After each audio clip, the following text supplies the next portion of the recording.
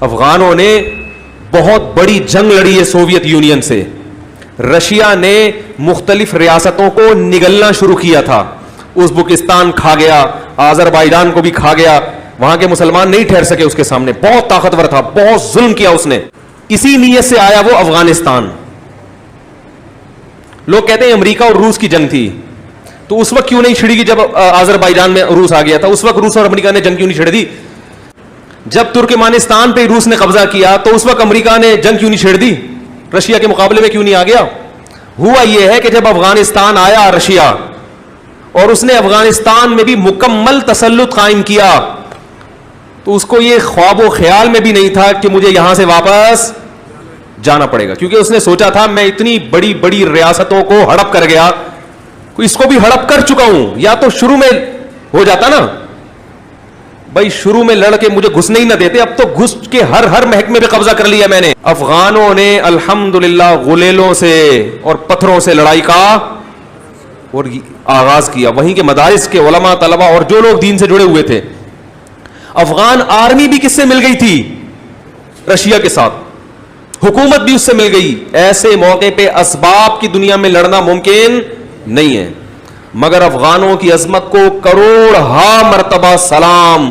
16 لاکھ سے زیادہ انسانوں کی قربانی دی اور روس کے تسلط کو برداشت نہیں کیا. اور وہ ہاتھی جو اپنے پنجے گاڑ چکا تھا, اس ہاتھی کسی کے اوپر پاؤں رکھ کے کھڑا ہو جائے نا تو منت سماجت کر کے تو اس کو ہٹایا جا سکتا ہے. ہم نے یہ منظر دیکھا ہے تھائی لینڈ کے جنگلات میں. ہاتھی جب سامنے آگے کھڑا ہوتا تھا نا تو وہاں ہوش ہوش کرنے پر پابندی تھی, ٹھیک ہے نا. جیسے بلی آ جائے نا ہوش کر کے بھگاؤ, کتا ہے تو آپ ہوش ہوش کرو, ڈر جاتا ہے. ہاتھی جب غصے میں ہو اور سامنے آ جائے تو وہ ہوش ہوش سے یہ نہیں کہ چل یہاں سے بھاگ, وہ ایک سونڈ لہرائے گا اٹھا کے پھر. اس کا طریقہ ہوتا ہے امن شانتی کے ساتھ تمیز سے, آپ ایسے کھڑے ہو جاؤ اور قومی ترانہ شروع کر دو بہت, کیونکہ وہ تو ہاتھی ہے, اس کے لیے قدم آگے رکھنا آسان ہے, قدم اٹھانا مشکل ہے. اور آپ اس کے قدم کو ایسے اٹھاؤ ہاتھ سے پکڑ کے, وہ تو دوسرا قدم بھی رکھ دے گا. رشیا کو سفید ریچھ کہا جاتا تھا, سفید ریچھ. ظلم اور بربریت کی داستانیں قائم کی تھی افغانستان میں. اللہ افغانوں کو جزائے خیر دے, جنہوں نے اتنی قربانیاں دی ہیں, اتنی قربانیاں دی. کیچڑ لے کے ٹینکوں کے شیشوں کو بند کر دیا کرتے تھے. ایک ایک ٹینک جب گولے برساتا تھا 400 شہید ہوتے تھے, ایک پہنچنے میں کامیاب ہو جاتا تھا. نہ اسلحہ چلانا جانتے تھے, نہ کچھ بھی نہیں جانتے تھے. غلیلوں سے ڈنڈوں سے وہ جانتے تھے. انہوں نے کہا کہ ہم خدا کے وجود کا انکار کرنے والا اس کو اپنے ملک میں برداشت نہیں کریں گے. یہ تو اللہ کا منکر ہے. میں یہاں پاکستان میں ایسے چرسیوں سے بھی ملا ہوں جو چرس پیتے ہیں مگر وہ روس کے دور میں لڑے ہوں. میں نے کہا یار تم تو چرس بھی پی رہے ہو, لڑ بھی رہے ہو, یہ کیا ہے بھائی؟ وہ ایک آدمی سینما گھر کی لائن میں کھڑا ہوا, کہہ رہے ٹکٹ دو. کیوں بھائی؟ کہہ رہے مجھے نماز کی دیر ہو رہی ہے, جلدی دو بھائی. بولے یار نماز کی دیر بھی ہو رہی ہے, فلم بھی دیکھ رہا ہے. تو میں نے کہا یہ چرس بھی چل رہی ہے اور تم کو ہم نے ادھر اس وقت بھی پیتے تھے. کہہ رہے مورچے میں بیٹھ کے پیتا تھا اس وقت. میں نے کہا یار مورچے میں بیٹھ کے چرس بھی پی رہا ہے اور لڑ بھی رہا ہے. کہہ رہا ہے یار لڑ اس لیے رہے کہ ٹھیک ہے ہم اللہ کے نافرمان ہیں, مگر اس خدا کے وجود کا انکار کیا جا رہا ہو. وہی مثال ہے نا باپ والی, کہ بھائی باپ کی بات نہیں مانتے, مگر آپ کے باپ کا کوئی گریبان پکڑ کے کھڑا ہو جائے آپ کے سامنے, پھر تھوڑی آپ کہو گے یار میں ابا کی مانتا نہیں ہوں تو کوئی بات نہیں. بولو گے بھائی میں نہیں مانتا, میرا ابا اپنے ابا سے میرا تعلق, آپ کون ہوتے میرے باپ کا گریبان پکڑنے والے؟ تو غیرت کا مسئلہ ہے. تو اس افغانی نے مجھے کہا کہ ہم اپنے دین اور مذہب کے لیے گردن کٹا دے گا. اور اس وقت امریکہ نے ایک فلم بنائی تھی کمانڈو کے نام سے, یہ پتہ نہیں کس نام سے.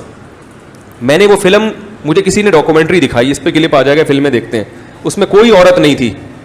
وہ ایک پی کے فلم پہ میں نے تھوڑا سا تبصرہ کیا تھا, حالانکہ وہ بھی میں نے نہیں دیکھی, وہ بھی کسی نے مجھے شارٹ کلپ صرف اس کے ایمان افروز تقریر جو کی تھی نا اس کی دکھائی, تو اس پہ اتنا تماشا بن گیا تھا.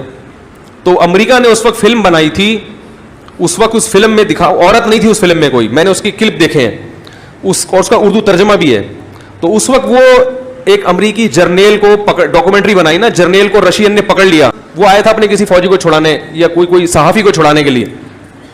تو اس وقت اس نے کہا کہ تم جس, امریکی کہہ رہا ہے رشین سے, کہ تم جس قوم سے لڑ رہے ہو وہ قوم سر کٹانا جانتی ہے, سر جھکانا کم. کیسے امریکہ ان کے فضائل بیان کر رہا تھا یار, دیکھو میں نے کہا یار وہ تمام مولویوں کی تقریر ایک طرف, یہ امریکہ کا بیان, ہائے ہائے ہائے.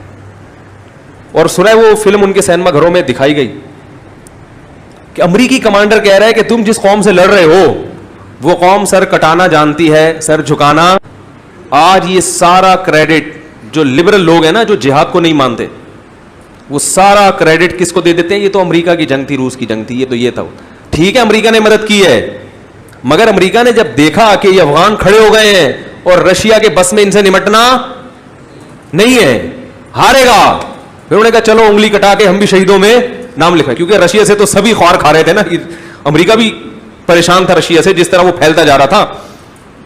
پھر تو سب نے مدد کی ان کی, پاکستان نے بھی کی اور سعودیہ نے بھی کی, سارے ملک اکٹھے ہو گئے.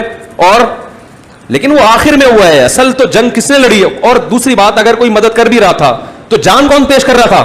بھائی میرا کوئی دشمن ہو, آپ میرے دشمن سے لڑ رہے ہو, اسلحہ میں دے رہا ہوں, لیکن جان پہ کون کھیل رہا ہے؟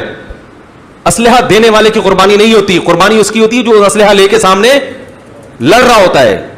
تو اس لیے یہ افغانوں کی قربانی تھی جنہوں نے رشیا کے ٹکڑے کیے اور پھر اس کے پاؤں کو اکھاڑ کے جو پھینکا ہے.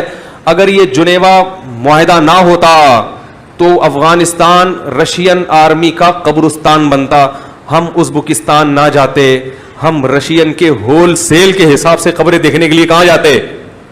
افغانستان. امریکہ بڑا سمجھدار تھا, اسی لیے اس نے افغانستان میں وہ طریقہ اختیار نہیں کیا جو کس نے کیا؟ اس نے آ کے الیکشن کروا کے پٹھانوں کی حکومت ہی بنائی. ٹھیک ہے جو مرضی سیاست کی اس نے, لیکن اس نے کہا پنگے بازی, ٹھیک ہے نا, ڈائریکٹ اس طرح سے پنگے بازی صحت کے لیے نقصان دہ. ابھی وہاں دینی مدارس بھی, اگرچہ حکومت امریکہ کی ہے اور لڑائی ہو رہی ہے وہاں پہ, حالات ابھی بھی کنٹرول میں نہیں ہے, لیکن وہ بدحالی نہیں ہے جو رشیا کے دور میں تھی. مدارس ہیں, مساجد ہیں, نمازیں ہو رہی ہیں. رشیا نے آ کے سب ختم کر دیا تھا. تو ایسی اس کو چپت لگی پھر رشیا کو کہ وہ دنیا نے عبرت حاصل کی کہ بھائی ان کے مذہب کو مت چھیڑو, کچھ بھی کرو ان کے مذہب کو مت. ابھی اب امریکہ ہے مگر مذہب کو نہیں چھیڑا, اسلامک یونیورسٹیاں بھی ہیں اور اماموں کی تنخواہیں بھی ہیں اور عدالتوں میں شریعت بھی نافذ ہے, علماء